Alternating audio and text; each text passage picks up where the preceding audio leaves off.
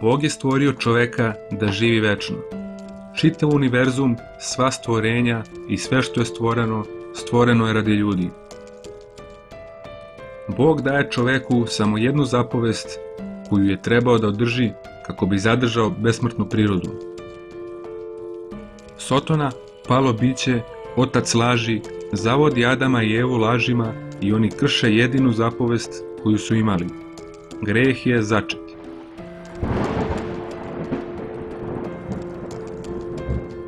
Adam i Eva postaju smrtni, mehanizmi propadanja i umiranja nastaju na zemlji.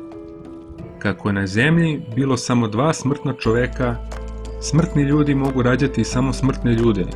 Tako svi mi do danas nasleđujemo njihovu smrtnu prirodu, sklonu grehu. Posljedica greha je smrt.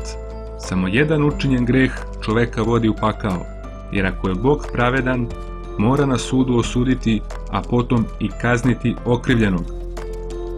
Ništa grešno neće prebivati sa Bogom u večnosti.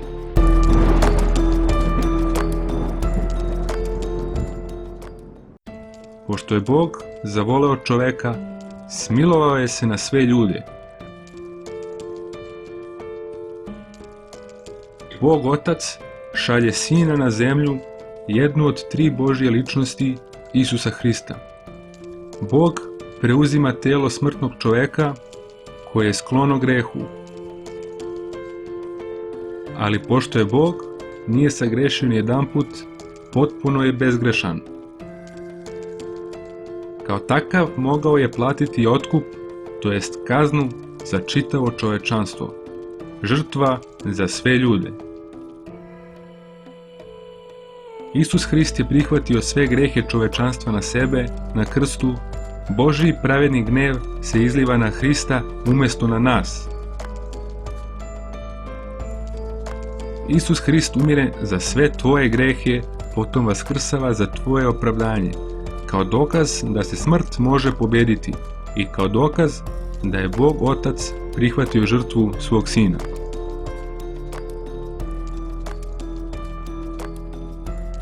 Ako veruješ u ovo, svi tvoji gresi su oprošteni, jer se Isusu Hristu pripisuju svi tvoji gresi, a njegova pravednost se pripisuje tebi, jer je on bio bez greha.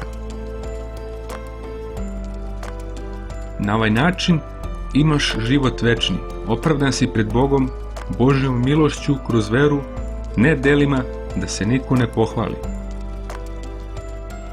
Već sva zahvalnost, zasluga, slava i čast idu našem Spasitelju, Gospodu Isusu Hristu i Bogu Otcu.